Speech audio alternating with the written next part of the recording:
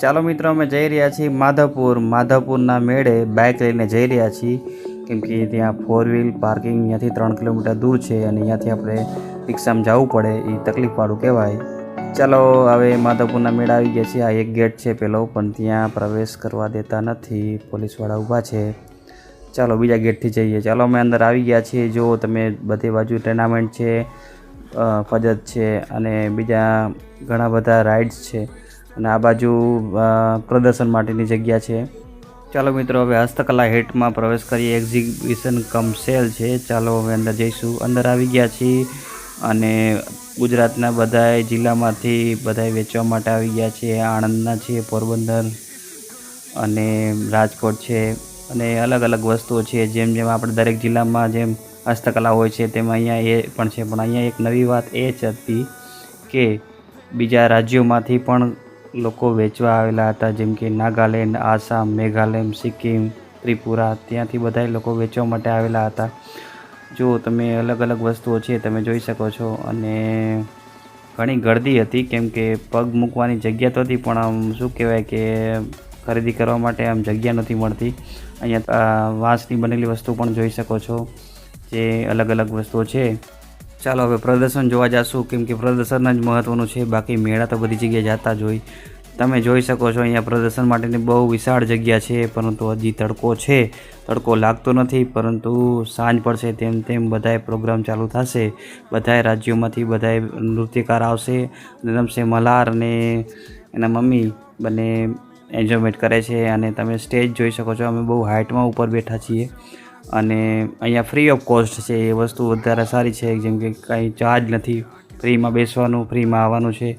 હવે સાંજ પડી ગઈ છે. હવે થોડીક જ વારમાં આપણો પ્રોગ્રામ ચાલુ થશે અને આપણે નિહાળશું અને બહુ જ મજા આવશે. મિત્રો, તમે વિડીયોમાં જોડાઈ રહેજો. ચલો, સંધ્યા થઈ ગઈ છે અને સૂરજ પણ ડૂબવા આવ્યો છે. હવે થોડીક જ વારમાં આપણો પ્રોગ્રામ શરૂ થવા જઈ રહ્યો છે.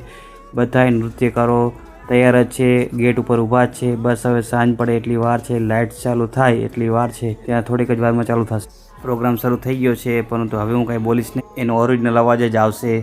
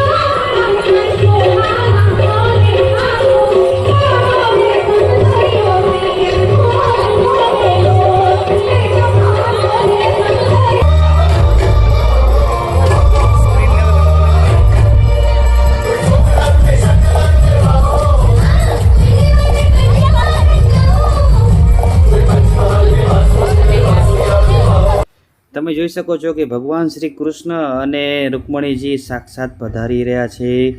સોનાનો રથ છે, તમે આમાં જોઈ શકો છો.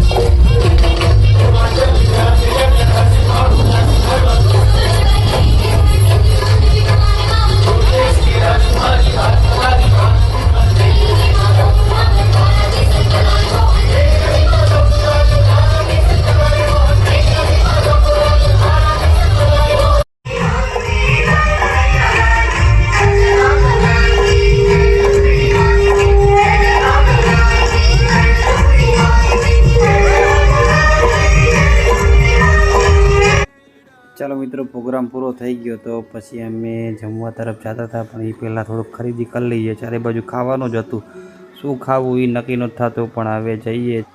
ચાલો હવે નાના છોકરાઓને છે ને હવે રાઇડ્સમાં બેસાડી દઈએ, જેથી કરીને એનું જે મેળામાં આવેનું જે મેઇન ટાર્ગેટ હોય પૂરું થઈ જાય. ચારે બાજુ હવે ગળદી થવા માંડી છે, બધી બાજુ રાઇડ્સ ભરાવા લાગી છે. મોટા લોકો પણ મોટી રાઇડ્સમાં જઈ રહ્યા છે, અને મેં નાના છોકરાઓને લઈ જઈને જો હવે ટ્રેનવાળી નાની ગાડીમાં મલ્હારને બેસાડ્યો છે.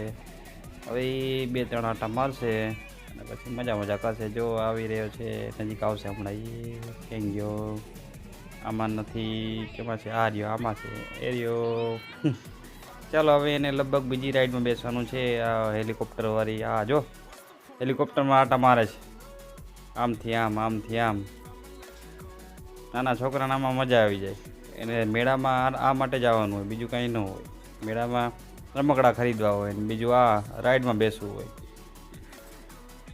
ચાલો હવે અમે ઘર તરફ જતા હતા, કેમ કે હવે ભીડ બહુ થવા લાગી હતી અને માણસો ચારે બાજુથી આવવા લાગ્યા હતા, અને અમને 11 વાગી ગયા હતા અહીંયાથી નીકળતા. એટલે ચાલો હવે પછી મળશું. Bye bye. ચાલો હવે આવજો. હવે બધાનો આભાર, તમારો બધાનો આભાર આ વિડીયો જોવા માટે. વિડીયો પસંદ આવે તો લાઈક, શેર અને સબસ્ક્રાઈબ પણ કરજો.